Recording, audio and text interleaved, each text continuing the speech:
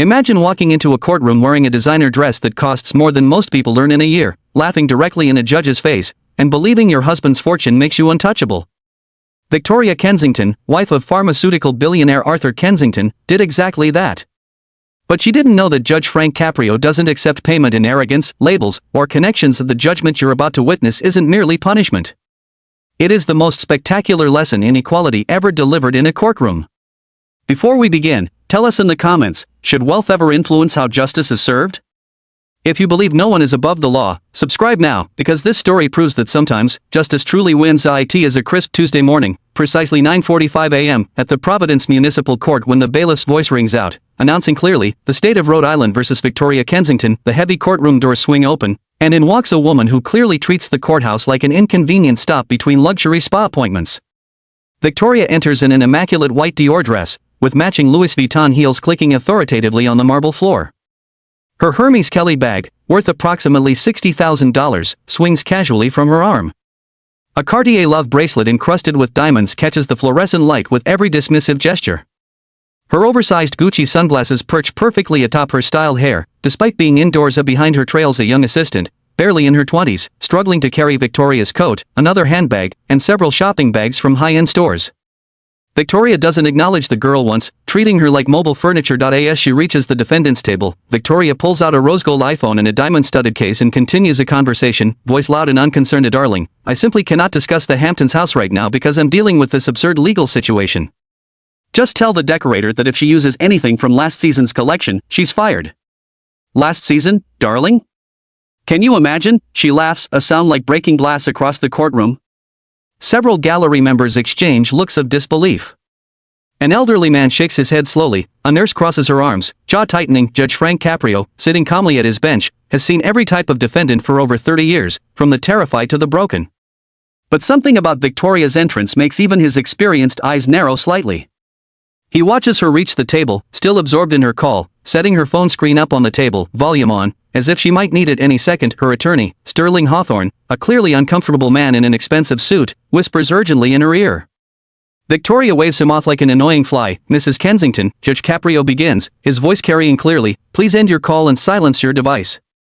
These proceedings require your full attention. Victoria glances up as if noticing him for the first time, holding one manicured finger in a wait a moment gesture. Yes, darling, the caterer from the Bennett wedding. No one else. I must go now, she says, ending the call deliberately slow. Then she looks at the judge, smiling without warmth. Your Honor, that is the correct term, isn't it? I apologize for the delay. My schedule is absolutely insane today. Now, what's this going to cost me? 10,000, 20. My accountant can wire it immediately and we can all move on. She gestures vaguely at her assistant, who looks like she wants to disappear into the floor. The courtroom falls silent, the weight of the moment oppressive, waiting for what comes next. Judge Caprio's expression doesn't change, but his eyes sharpen. Mrs. Kensington, he says deliberately, each word measured. This is a court of law, not a charity auction. You are here to answer serious criminal charges, not negotiate a donation. Victoria lets out a small incredulous laugh. Criminal charges? That seems dramatic, Your Honor. I think we're being a bit theatrical. My husband's company literally employs half the state. Surely we can be pragmatic. Gasps ripple through the gallery. A man near the back mutters loud enough to be heard, is she actually trying to buy her way out? Judge Caprio raises a hand, quieting the room. Mrs. Kensington, your husband's business ventures are irrelevant. Employing Rhode Island citizens does not grant you immunity. Now, shall we discuss why you are actually here? The bailiff steps forward, voice ringing clear. And Mrs. Victoria Kensington, you are charged with the following. Count 1, leaving the scene of an accident with injuries. Count 2, failure to render aid to an injured party. Count 3, reckless driving in an emergency zone. Count 4, obstruction of justice. Count 5, witness intimidation. Throughout, Victoria examines her nails, glancing at her phone screen with boredom. Sterling Hawthorne shifts uneasily, realizing her behavior undermines any defense he prepared. Judge Caprio looks directly at Victoria. Do you understand the charges? Victoria rolls her eyes dramatically. I understand a minor traffic incident is being wildly exaggerated. This is exactly why wealthy people avoid these situations. Everything becomes a production. Judge Caprio's eyes narrow. A minor traffic incident? Victoria shrugs dismissively. I was rushing to an important foundation board meeting. My car made contact with another vehicle. These things happen in busy hospital zones, and frankly my Bentley probably sustained more damage than theirs. Do you know how much a Bentayga costs to repair in a hospital zone? Caprio repeats slowly, letting the words sink in. Mrs. Kensington, do you know who was driving the vehicle you hit? Victoria waves her hand as if shooing a fly. Some hospital employee, I assume a janitor or cafeteria worker. I didn't really notice, I was extremely late. Several gallery members shake their heads in disgust. Judge Caprio's voice hardens. The person you hit was Michael Sato, a 34-year-old paramedic responding to an emergency call for a 6-year-old girl in severe asthma distress. At the time of impact, he was en route to provide care. Victoria barely reacts, whispering to her assistant about rescheduling a hair appointment. Judge Caprio continues, Mr. Sato suffered a dislocated shoulder and concussion. He could not respond to the emergency. Another ambulance had to be dispatched. Consequently, the girl's condition deteriorated, and she spent 4 days in intensive care. Victoria finally looks up, annoyed rather than concerned. Your Honor, while unfortunate, that is exactly why medical insurance and emergency backup systems exist. I don't understand why we are melodramatic about a minor fender bender, especially since I offered to handle it privately, but the gentleman refused. Be reasonable. Judge Caprio leans forward, eyes locked on her. You claim you offered to handle it privately. Let's examine what that means. He nods to the bailiff to display security footage from Providence Memorial Hospital, timestamp 2:17 p.m., Monday, May 8. The courtroom monitors flicker to life. High-definition footage shows the hospital emergency entrance, with bright red curbs, no parking signs, and emergency vehicles. The Bentley Bentayga speeds into frame, significantly faster than appropriate. Without slowing, it pulls directly into the emergency vehicle lane, blocking the entrance. Moments later, an ambulance arrives, lights flashing. The driver honks repeatedly. The Bentley remains stationary. Victoria walks away from the car, phone pressed to her ear, ignoring the honking. The ambulance driver, Michael Sato in uniform, exits the vehicle, sprinting toward Victoria, gesturing frantically toward the rig and flashing lights to communicate the critical nature of the emergency. Mrs. Kensington, Judge Caprio says, his voice calm but steel-sharp, you will refrain from interrupting witnesses. This is your final warning. Victoria leans back in her chair, huffing audibly, clearly irritated but momentarily silent, her arrogance tempered only by the judge's unwavering authority. Maria Gonzalez clears her throat and continues, her hands clasped tightly in front of her. Your Honor, during my time with the Kensingtons, I saw firsthand a pattern of entitlement and disregard for anyone they considered below them. Orders were given without respect, kindness was non-existent, and every mistake, real or imagined, was met with intimidation or dismissal. I saw employees cry silently in corners because Mrs. Kensington's verbal barbs were constant. Victoria rolls her eyes again, muttering something under her breath.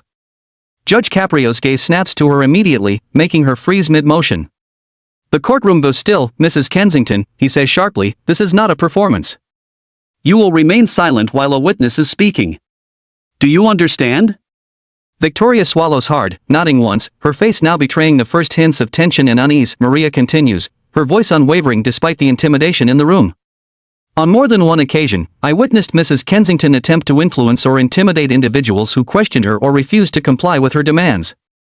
Employees were made to feel expendable, and I feared speaking up because retaliation was always swift. This isn't opinion, it's my lived experience. Judge Caprio leans forward, voice low but commanding. Thank you, Ms. Gonzalez. Your testimony will be considered carefully. Victoria scoffs audibly, but the laughter dies on her lips when the judge fixes her with a look that could cut glass. The room is silent, all eyes on her as she realizes that her charm, wealth, and status carry no weight here. Judge Caprio motions to the bailiff. Please call the next witness. A young nurse steps forward, nervous but resolute. She introduces herself as Clara Ramirez, stating that she worked at the hospital where the May 8 incident occurred. She explains how she personally saw the chaos Victoria caused, the paramedic hindered in his efforts, and the blatant disregard for patient safety. Judge Caprio addresses Victoria directly. Mrs. Kensington, do you now understand the gravity of the actions captured on footage and corroborated by multiple witnesses? Victoria opens her mouth to speak, but Judge Caprio raises a hand, cutting her off. No further comment. We are here to establish facts, not entertain excuses. Clara continues, detailing the disruption caused to the hospital's emergency operations, emphasizing how a life was put at risk and the paramedic physically injured. Victoria's fingers tighten around her designer purse, the smirk she wore earlier now replaced by tension. Judge Caprio leans back slightly, voice measured but unforgiving. Mrs. Kensington, wealth, influence, or connections do not exempt you from accountability. The law applies equally to all citizens. The courtroom feels the weight of his words. Victoria's assistant fidgets nervously, the gallery watches in rapt silence, and even Victoria herself appears to shrink under the moral and legal gravity of the situation. Judge Caprio then gestures toward the bailiff. We will hear from one final witness before I deliver my ruling. This individual will speak directly to the character and conduct of the defendant over an extended period of time. An older woman rises slowly from the back of the courtroom. She introduces herself as Maria Gonzalez, former head housekeeper for the Kensington family. Her voice, steady and resolute, fills the room. Your Honor, Maria begins, I worked in the Kensington household for 7 years, 7 days a week. In all that time, Mrs. Kensington never acknowledged my name. I was simply the help or the woman who cleans. When my grandson was diagnosed with leukemia and I requested 2 days off to care for him during chemotherapy, she fired me immediately, saying, I cannot have staff who prioritize their personal drama over duties. Victoria scoffs loudly, trying to interrupt. This is completely irrelevant hearsay from a disgruntled former employee. Judge Caprio's eyes narrow to icy slits. His voice drops low, cutting through her protest like steel. Mrs. Kensington, you will remain silent and let the witness speak. Do you understand? Victoria freezes, and the courtroom holds its collective breath. The defiant posture she has maintained throughout the morning begins to crumble as she realizes that every attempt to leverage wealth, charm, or intimidation has failed. Maria continues, unwavering, during my time there, I witnessed constant entitlement and disregard for anyone deemed beneath her. Staff were intimidated, disrespected, and forced into silence. This was not an isolated incident, it was a pattern of behavior, day after day. Judge Caprio leans forward slightly, his presence commanding absolute attention. Thank you, Ms. Gonzalez. Your testimony will be considered in full. Victoria remains seated, pale, her hands gripping the table edge so tightly her knuckles are white. For the first time, the veil of privilege she has always relied on feels impossibly thin. Ms. Gonzalez continues, tears forming in her eyes. My grandson was only 6 years old, Your Honor. The exact same age as that little girl in the ambulance. I needed just 2 days in 7 years. Yet she called it personal drama and fired me the same day, causing me to lose my health insurance. I couldn't afford my grandson's medications. My daughter had to start a GoFundMe just to cover his treatment. Her voice cracks, but she continues, steadying herself. Mrs. Kensington probably spent more on that single bracelet she's wearing today than my grandson's entire first round of chemotherapy cost, but she couldn't even give me 2 days of mercy. The courtroom is silent, the weight of her words sinking like stones. Judge Caprio nods solemnly and calls the next witness. A young man in his 20s, crisp EMT uniform perfectly pressed, steps forward. Your Honor, he begins, introducing himself as James O'Connell, colleague of Michael Sto. Michael Sto is one of the best paramedics I've ever worked with. On May 8, he was responding to Lily Patterson, a 6-year-old with a severe asthma attack. Even after Mrs. Kensington hit him, he insisted on accompanying the backup unit and administered life-saving care despite a dislocated shoulder. That girl is alive because Michael refused to stop. But he'll never be fully healed. Mrs. Kensington offered him $10,000 as if that could undo what she did. She treated a child's life and a man's career like a transaction. A man in his 50s, owner of a small grocery store near the hospital, is next. I've known Mrs. Kensington because she shops at my store, he says quietly. Over the past 2 years, she wrote 17 bad checks totaling over $4,000. I never reported them because I feared retaliation from the Kensingtons. I absorbed the losses to survive. By now, Victoria's mask of confidence has shattered completely. Her face is flushed, her breathing rapid, her composure slipping. Judge Caprio looks down at her, voice carrying the weight of 3 decades on the bench. Mrs. Kensington, you walked in here thinking your wealth made you untouchable. You laughed at these proceedings, tried to buy your way out, insulted those who only wanted to do their jobs, and threatened a witness. You have shown no remorse, no empathy, and no understanding of why you are here. Victoria opens her mouth, but Caprio raises his hand to silence her. I am not finished. For 2 hours, I have listened to you dismiss everyone around you, the paramedic you injured, the witness you threatened, the housekeeper whose grandson has cancer, the EMT who described your actions, and the small business owner you cheated. In your world, they are invisible until they inconvenience you. Then they are obstacles to remove with money or threats. But in this courtroom, your money means nothing. Your name means nothing. Your foundation's donations mean nothing. What matters is the law and human decency. You have broken both. He pauses, letting the weight of his words settle like a storm over the silent room. You are not walking away with a check. You will face real consequences, perhaps for the first time in your life. The sentencing begins, leaving the scene of an accident with injuries, $50,000 restitution to Michael Sto, failure to render aid, $25,000 to Lily Patterson's family, driving privileges, suspended for 2 full years. You will use public transportation, Caprio adds pointedly, community service, 500 hours at Providence Memorial Hospital emergency room, assisting paramedics and witnessing rail service, mandatory training, empathy and anger management classes, financial oversight, monthly counseling to ensure restitution is honored, witness intimidation. 90 days in the Providence County Correctional Facility. Victoria's face is a mixture of shock and rage. Her lawyer protests, but Caprio's voice is final. Jail is necessary because this offender believed herself above the law and threatened working people. You came into my courtroom laughing.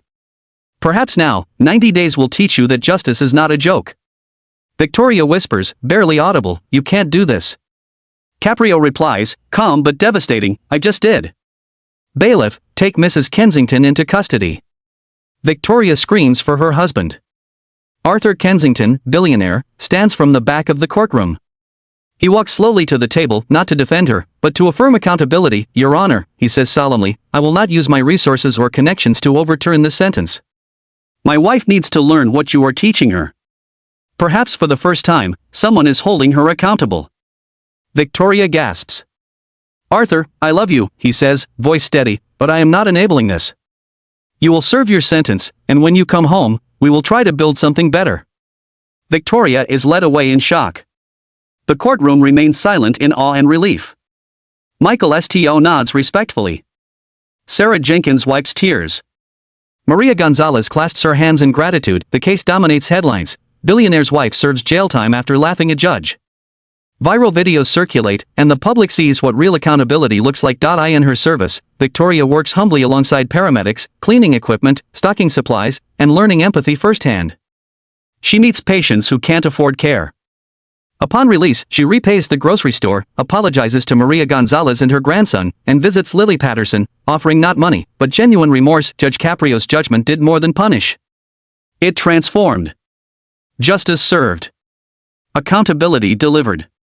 And Victoria Kensington learned that some costs, human dignity, responsibility, and humility, cannot be paid with money alone.